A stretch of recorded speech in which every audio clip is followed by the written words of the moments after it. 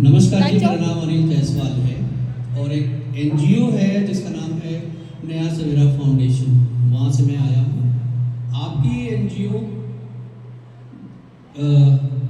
Shanti Devi Mittal foundation और नया सवेरा foundation ने जॉइंट वेंचर शुरू किया है।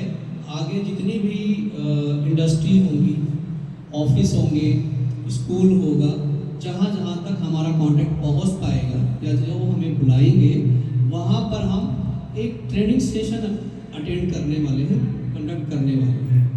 वो ट्रेनिंग सेशन क्या होगा उसका डेमो आपके यहाँ पे आज मिलेगा। डेमो नहीं है, एक तरह से ट्रायल वर्जन भी कह सकते हो। आप लोगों को एक प्रोग्राम बताया जाएगा, एक सब्जेक्ट है जिसके ऊपर में आपके साथ एक डिस्कशन होगा और अमूमन ये ऐसा सब्जेक्ट है कि जिसमें लगभग सब लोग जानते हैं, लेकिन कभी कभी इग्नोर की वजह से घटनाएं घटित होती हैं। जहाँ पर आप रहते हो, चाहे वो घर हो या फिर जहाँ पे आप काम करते हो, चाहे वो ऑफिस हो, आपका ऑफिस एरिया हो, वहाँ पर मेल और फीमेल दोनों होते हैं। भारत सरकार ने 2013 में एक कानून बनाया था जिसका नाम है anti sexual harassment of woman at work place. इसमें एक शब्द है वर्क प्लेस। कानून इसके पहले भी था, 2013 से पहले भी कानून था, लेकिन 2013 में इस कानून की जरूरत क्यों पड़ी और क्यों बनाया गया, इसके पीछे कहानी एक ये है कि राजस्थान में एक जगह है, वहाँ पर एक भौरी देवी नाम की लेडी थी जो कि सोशल एक्टिविटी करती रहती थी और उस टाइम पे चाइल्ड मैरिज, बच्चों का बाल विवाह का प्रथा बहुत ज़्यादा था। सन 1980-85 के आसपास बाल विवाह क्या होता है आप जानते हो? हाँ, आप पीछे लोग जानते हो बच्चे, बाल विवाह क्या होता है? यानी 10 साल, 12 साल, 8 साल, 15 साल से पहले पहले शादी करवा देना। आज की डेट में संभव है? आज की डेट में संभव नहीं है, लेकिन उस दशक में ये ट्रेंड था, लोगों का ये प्रचलन था कि शादियाँ, बहुत पहले की तो और बात है कि बच्चा पैदा भी नहीं हुआ, कहते थे अगर बेटी होगी ना तो मेरे घर में शादी होगी और बेटा होगा ना तो मेरे यहाँ हो जाएगा, ऐसा था। अब आप सोचिए आप इसका भविष्य क्या होगा। इसीलिए बहुत सारे लोगों ने इस पर वर्क किया, जिसमें एक नाम आता है राजा राम मोहन राय जी का, जिन्होंने बहुत अच्छा काम किया और उन्होंने इसके लिए फाइट किया और एक कानून बनवाया। तो उसी कड़ी में जो भौरी देवी थी वो भी ऐसे काम करती थी, जिस गांव में, जिस जगह पर बाल विवाह होता था वो उसका रोक करती थी, उसके लिए विरोध करती थी कि नहीं, ये नहीं होना चाहिए, नहीं करेंगे इसको।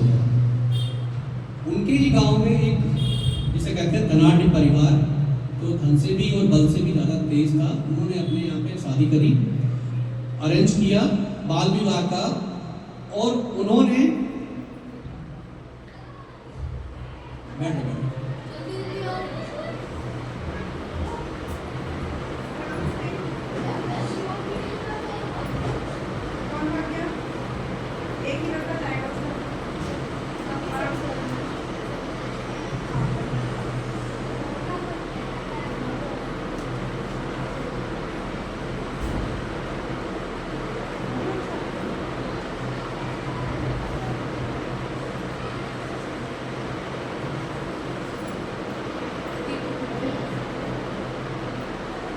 तो उन्होंने अपने यहाँ पे बाल विवाह, छोटे बच्ची थी उनका, उसका शादी का सब कुछ तैयारी कर लिया।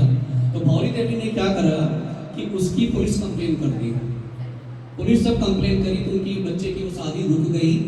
इसका प्रतिशोध लेने के लिए जहाँ पर भौरी देवी काम करती थी उनके साथ में गैंगरेप हुआ, और ये घटना है 1986 की। और तब से लेके फिर भौरी देवी ने केस करा। केस में ये कहा गया कि ऐसा तो कोई कानून ही नहीं है कि जहाँ पर आप काम करते हो और आपके साथ वहाँ पर ऐसी कोई घटना घट जाए तो उसका कोई इलाज नहीं है। फिर भौरी देवी ने वहाँ से स्ट्रगल अपना शुरू करा। उन्होंने सुप्रीम कोर्ट में केस दायर किया और 1989 से 2013 में कितना समय होता है? लगभग 24 साल। 24 साल बाद भारत सरकार ने एक कानून बनाया और उस कानून को नाम दिया विशाखा गाइडलाइन। आप लोग भी कभी फुर्सत मिले तो यूट्यूब पे देखिएगा विशाखा गाइडलाइन क्या है, तो काम कैसे करती है। विशाखा गाइडलाइन के हिसाब से भारत में 2013 में कानून बनाया गया, anti sexual harassment of woman at work place act 2013। ज़्यादा पुराना कानून नहीं है, रिसेंटली बना हुआ है। इस कानून को बनाने का सिर्फ एक मकसद है कि जहाँ पर कोई भी लड़की या महिला काम करती हो वहाँ पर उसके साथ में अगर किसी प्रकार का उत्पीड़न होता है तो उसके खिलाफ वो अपनी कंप्लेन शिकायत दर्ज कर सकती है। उत्पीड़न क्या होता है बताएगा? उत्पीड़न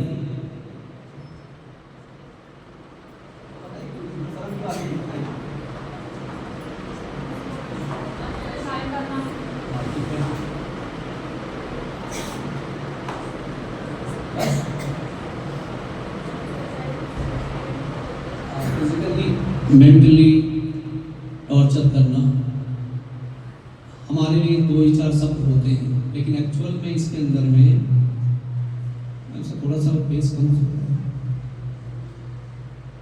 कि जहां पर आप काम कर रहे हो या कोई ऐसी लड़की जो स्कूल जाती हो उसके साथ भी तो हो सकती है इसी प्रॉब्लम, या कोई महिला जो घर पे रहती है उसके साथ भी इसी कुछ दिक्कत हो सकती है। दोनों कंडीशन के लिए भारत सरकार ने कानून बनाया। जो काम करती है उनके लिए कानून बनाया और उन